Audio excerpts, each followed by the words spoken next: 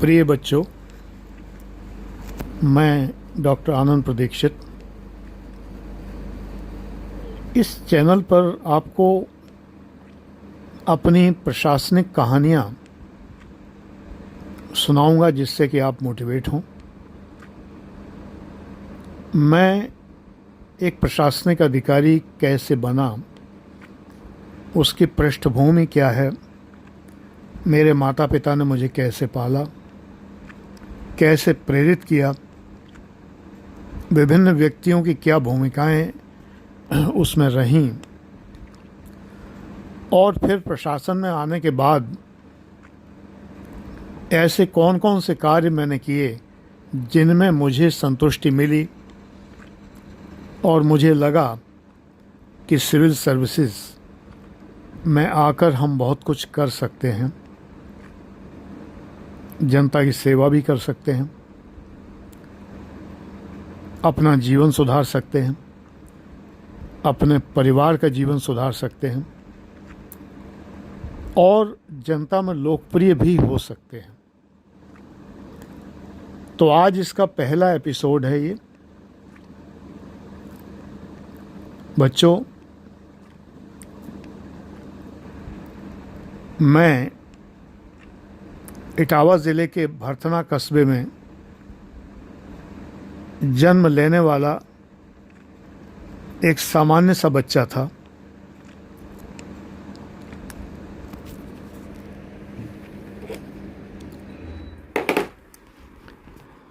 मेरे माता पिता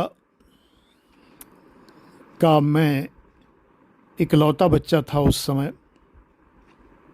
मेरा छोटा भाई मुझसे 9 साल छोटा है, तो 9 साल तक तो मैं इकलौता ही रहा। मुझे बड़े लाड़ प्यार से पाला गया। मुझसे पहले 7 भाई बहन गुज़र चुके थे। उस ज़माने में आईएमआर की स्थिति बहुत भयावह थी। इन्फेंट मॉर्टेलिटी रेट, बच्चे टेटनस इत्यादि बीमारियों से ख़त्म हो जाया करते थे। ऐसा ही मेरे बड़े भाई बहनों के साथ हुआ। मैं सरवाइव किया तो मेरे पिता ने और माँ ने हाथों हाथ मुझे लिया। पिता ने कुछ ज़्यादा, क्योंकि मेरे जन्म के समय मेरी माँ बहुत बीमार थी, बस जान बची थी ये कहिए। तो पिता ने बहुत स्नेह से, बहुत प्यार से मुझे हाथों हाथ लिया और मुझे पाला। जब मैं कुछ बड़ा हुआ, जबकि मेमोरी मेरे मस्तिष्क में है, तब की एक मेमोरी ज़रूर है कि मेरे पिता ने मुझसे कहा था कि बेटा, मैं कोई राजा न सही, लेकिन तुम्हें मैं राजकुमार की तरह पालूंगा। I am not a king, but I will treat you like a prince. वे अंग्रेज़ी और संस्कृत के लेक्चरर थे। 3 भाषाओं में उन्होंने एमए किया था, और उस समय की जो डिग्री होती थी एलटी वगैरह वो उनके पास थी। तो वे लेक्चरर थे 2 भाषाओं के। बाद में उन्होंने हिंदी साहित्य भी पढ़ाना प्रारंभ किया था 12वीं क्लास को, क्योंकि हिंदी, संस्कृत, अंग्रेज़ी से वे एमए थे। मेरे पिता ने मुझे ये तीनों भाषाएं जब से मैं सीखने लायक हुआ तब से सिखाई। साथ में उर्दू भी सिखाई। मदरसा के एक मौलवी साहब थे। मौलवी साहब को इस कार्य के लिए लगाया गया।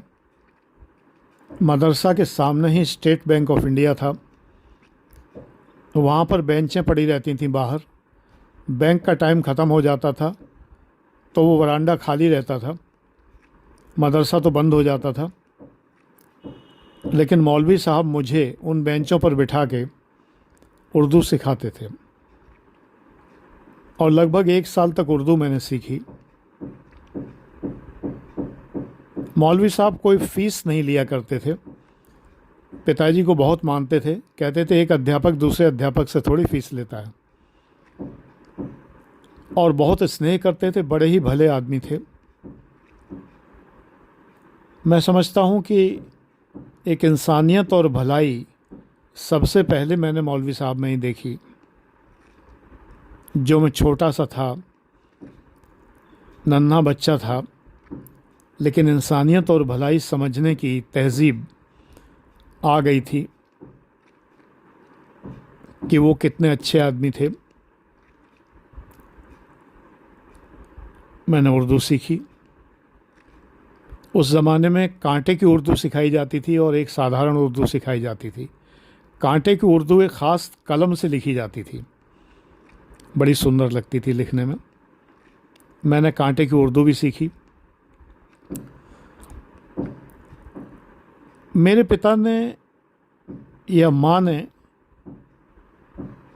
कभी भी मुझसे ये नहीं कहा कि बड़ा होकर मेरा राज दुलारा, मेरा बेटा डीएम बनेगा, एसडीएम बनेगा, पुलिस अधिकारी बनेगा, वगैरह वगैरह। उन्होंने ये कभी कहा ही नहीं कि क्या बनेगा। वे हमेशा कहते थे कि मेरा बेटा बड़े होकर एक अच्छा इंसान बनेगा, और जब ये एक अच्छा इंसान बनेगा तो कुछ ना कुछ तो बन ही जाएगा, कोई अच्छी नौकरी पा ही जाएगा। मेरी नानी थी, जिनके मेरी माँ के अतिरिक्त कोई बेटी बेटा नहीं था। वे प्रायः हमारे साथ ही रहा करती थी और उस ज़माने की रिवाज के अनुसार अपने खाने पीने, चाय आदि का पूरा हिसाब महीना बीतने पर किया करती थी। माँ को उतने पैसे दिया करती थी जो भोजन वो हमारे यहाँ करती थी या चाय पीती थी, पानी तक के पैसे वो दिया करती थी, क्योंकि उस ज़माने में बेटी के घर का खाया नहीं जाता था। तो इसलिए जो है नानी ये पूरा हिसाब करती थी। नाना जी नहीं थे, उनकी मृत्यु पहले ही हो चुकी थी। वे लखनऊ रियासत के चिकित्सक थे, डॉक्टर थे। लखनऊ रियासत इटावा में एक रियासत थी जिसके महाराजा ने उनको चिकित्सक अपॉइंट किया था। वो गौरवपूर्ण फ़ोटो भी मैंने देखी, उस ज़माने की फ़ोटो। सोचिए कितनी अद्भुत बात है, जिसमें नाना जी एक कुर्सी पर बैठे हुए हैं, दूसरी कुर्सी पर लखनऊ रियासत के जो महाराज हैं वो बैठे हुए हैं और उनके कुछ मंत्रीगण वो बैठे हुए हैं, पीछे बहुत से लोग खड़े हुए हैं। तो रियासत से नानी को पेंशन मिला करती थी। उस ज़माने में 25 रुपये महीने थी शायद, और ये बहुत होते थे 25 रुपये।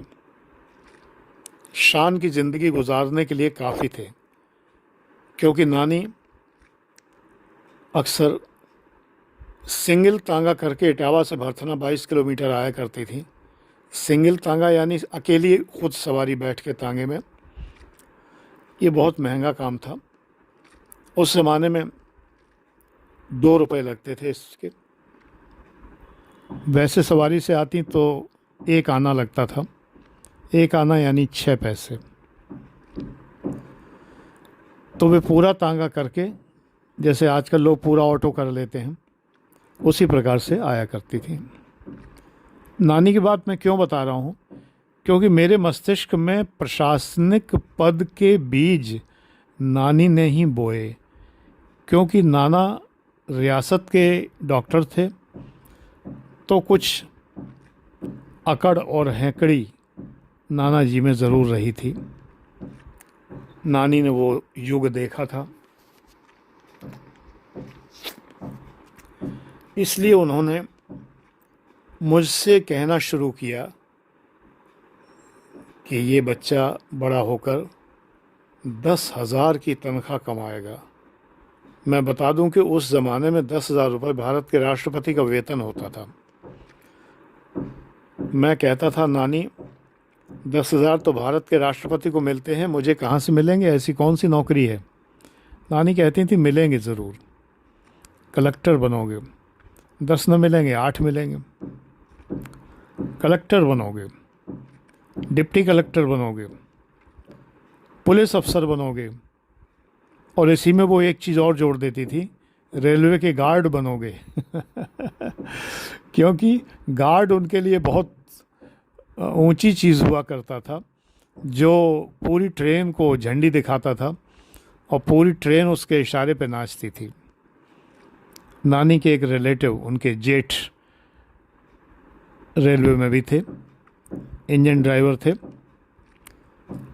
तो कालका मेल जो उस ज़माने में चलती थी उसके ड्राइवर थे, बहुत बड़ी हस्ती होती थी, तो उन्हें रेलवे का कुछ ज्ञान था।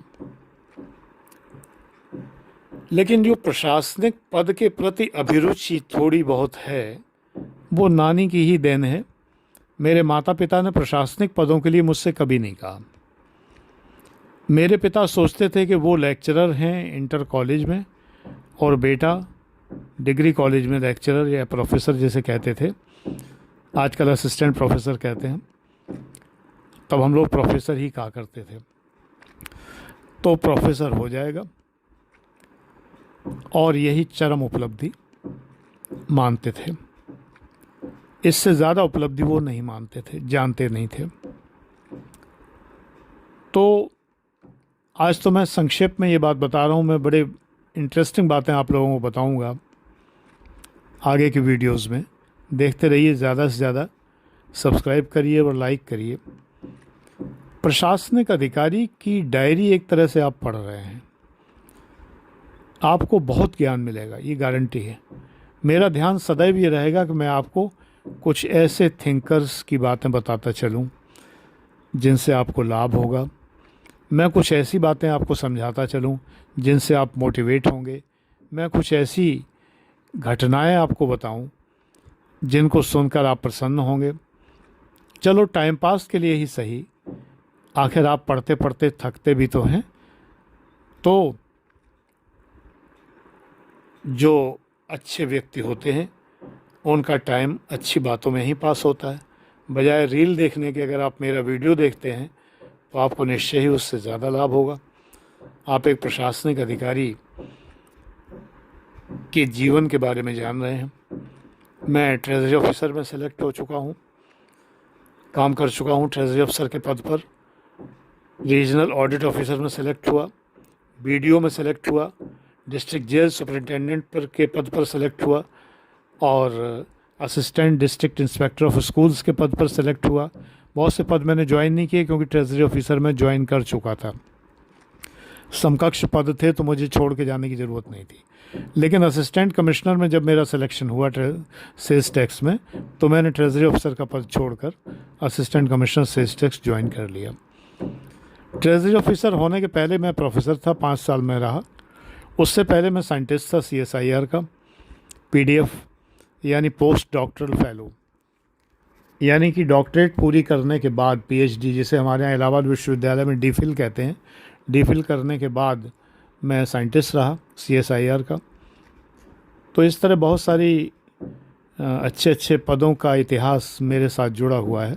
तो जब आप मेरी कहानी सुनते हैं तो आपको कहीं ना कहीं बहुत ज्ञान मिलता है, और ये ज्ञान आपके कहीं ना कहीं काम आता है निबंधों में, मेंस आंसर राइटिंग में, ऐसे उनमें इंटरव्यूज़ में, और थॉट डेवलपमेंट में ये काम आएगा।